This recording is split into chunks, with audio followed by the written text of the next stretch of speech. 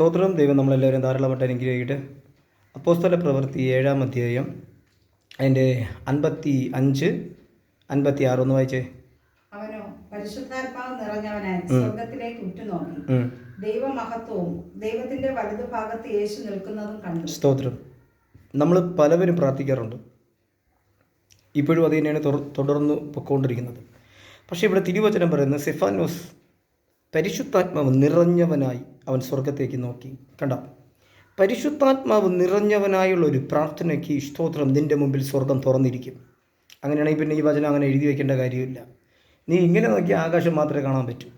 പക്ഷെ നീ ആത്മാവിൽ നിറഞ്ഞ്, പരിശുദ്ധാത്മാവിനാൽ നിറഞ്ഞ്, നീ ആത്മീയ കണ്ണുകൊണ്ട് സ്തോത്രം നീ സ്വർഗത്തേക്ക് നോക്കിയാൽ സ്വർഗം നിനക്ക് വേണ്ടി തുറന്നിരിക്കും. എന്തുകൊണ്ട് തുറന്നിരുന്നെന്നറിയാവോ?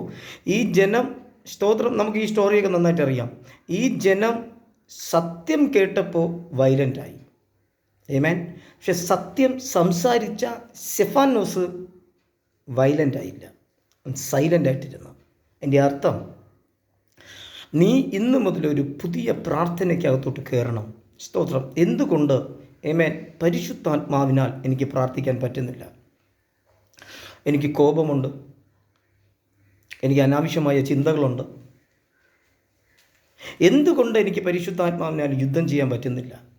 പക്ഷെ ഇവിടെ ദൈവവചനം പറയുന്നു, അവൻ പരിശുദ്ധാത്മാവ് നിറഞ്ഞവനായി അവൻ സ്വർഗത്തേക്ക് നോക്കിയപ്പോൾ കണ്ട കാഴ്ച എന്താ? ഒന്ന് വായിച്ചത് താഴോട്ട് വീണ്ടും. സ്വർഗം തുറന്നിരിക്കുന്നതും മനുഷ്യപുത്രൻ ദൈവത്തിന്റെ വലതുഭാഗത്ത് നിൽക്കുന്നതും ഞാൻ കാണുന്നു എന്ന് കണ്ട. മനുഷ്യപുത്രൻ, അതായത് നസ്രയനായ യേശുവിനെ കണ്ടു. ഈ ഭൂമിയിലാണ് ഈ സംഭവം നടക്കുന്നത്. പക്ഷെ അവൻ മേളിലോട്ട് നോക്കി, ആത്മാവിൽ മേളിലോട്ട് നോക്കി. ഈ ഭൂമിയിലെന്ന് പറഞ്ഞാൽ സെഫാനോസ് ഭൂമിയിൽ നിൽക്കുകയാണ്, പക്ഷേ ആത്മാവ് അവനെ സ്വർഗത്തിൽ നടക്കുന്നത് കാണിച്ചു കൊടുത്തു. ഇതിൻ്റെ അർത്ഥം, പ്രാർത്ഥിക്കുന്ന നിന്നോട് പറയുന്നു, നീ പ്രാർത്ഥിച്ച് സ്വർഗം തുറക്കത്തക്ക നിലവാരത്തിൽ ഒരു അഭിഷേകം നിൻ്റെ മേൽ വീണിരിക്കും. നിൻ്റെ സഭയ്ക്കകത്ത് നീ പ്രാർത്ഥിക്കുന്ന ഓരോ പ്രാർത്ഥനകളും സ്തോത്രം, നിനക്ക് വേണ്ടി സ്വർഗം തുറന്നിരിക്കും. നിനക്കൊരു പുതിയ യുദ്ധ വഴി ദൈവം നിനക്ക് തുറന്നു തരും. സ്വർഗം നിൻ്റെ മുമ്പിൽ തുറന്നാൽ നിൻ്റെ വിഷയത്തിന് മറുപടി ഈസിയായി വന്നുകൊണ്ടിരിക്കും. ഹല്ലേലൂയ. നമ്മളത് മനസ്സിലാക്കുക. സ്വർഗം പ്രാർത്ഥിച്ച് സ്വർഗം നിൻ്റെ മുമ്പിൽ തുറന്നു കിട്ടിക്കഴിഞ്ഞാൽ നീ ജയിച്ചു. നീ എവിടെ പോയിരുന്നാലും ഈ സ്വർഗം നിൻ്റെ മുമ്പിൽ തുറന്നിരിക്കും. പണത്തിനും പ്രശസ്തിക്കും വേണ്ടിയാണ് നീ പ്രാർത്ഥിക്കാൻ നടന്ന ഒന്നും തുറക്കൂല. തുറക്കണത് നരകമായിരിക്കും. ഹല്ലേലൂയ. ഇപ്പം നമ്മൾ ചിലവരുണ്ട്, കുറേ പ്രാർത്ഥന വിഷയങ്ങൾ പറഞ്ഞ്, കുറേ കാര്യങ്ങൾ പറഞ്ഞ്, മക്കളുടെയോ അവരുടെ ഇവിടെയൊക്കെ ഇത് പറഞ്ഞയച്ച് നമ്മളങ്ങ് പൊടിയും തട്ടി എണീച്ച് പോകും. യഥാർത്ഥത്തിൽ അതൊരു പ്രാർത്ഥനയല്ല. കർത്താവ് എന്താണ് പറഞ്ഞത്? നീ ഉണർന്നിരിക്കേ. അപ്പോസ്തല പ്രവൃത്തിയാക്കി എന്തോ പറഞ്ഞ, നീ അന്യഭാഷയിൽ അഭിഷേകം നിൻ്റെ മേൽ ഇറങ്ങും. കണ്ട. അപ്പോൾ നമുക്കൊരു മടി. ആദ്യം നമ്മളെ പരിശുദ്ധാത്മാവിനാൽ ചേർന്ന് നടക്കാൻ പഠിക്കണം. നീ നിൽക്കുന്ന സ്ഥലത്ത് പ്രാർത്ഥനയ്ക്കകത്ത് സ്വർഗം തുറന്ന് ദൈവത്തിൻ്റെ സാന്നിധ്യം നിൻ്റെ മേൽ ഇറങ്ങി അത്ഭുതം നടക്കുന്നത് നീ കാണണം. കാരണം ഇത് തുറക്കാൻ പാടില്ലെന്ന് സാത്താൻ മുമ്പേ വിധി എഴുതി കഴിഞ്ഞു. അതുകൊണ്ടാണ് അവൻ നിൻ്റെ കുടുംബത്തിൽ പ്രശ്നം ഉണ്ടാക്കുന്നത്, നിൻ്റെ വീടുകളിൽ പ്രശ്നം ഉണ്ടാക്കുന്നത്, നിനക്ക് പ്രശ്നം ഉണ്ടാക്കുന്നത്. പരിശുദ്ധാത്മാവ് നിൻ്റെ കൂടെ ഇരുന്നാൽ ഒരു പ്രശ്നവും നടക്കത്തില്ല. പക്ഷെ അതിന് നമ്മൾ ശ്രമിക്കണം. എന്തുകൊണ്ട് ഈ പരിശുദ്ധാത്മാവിനാൽ എനിക്ക് നിറയാൻ പറ്റുന്നില്ല? കാരണം പരിശുദ്ധാത്മാവിൻ്റെ സ്വഭാവവും പ്രസംഗിക്കുന്ന എൻ്റെ സ്വഭാവവും രണ്ടും രണ്ടാണ്, ഒന്നല്ല. അതുകൊണ്ടാണ് കർത്താവ് പറഞ്ഞ ആത്മാവിനെ അനുസരിച്ച് നടക്കുക, പരിശുദ്ധാത്മാവിനെ അനുസരിച്ച് നടക്കുക.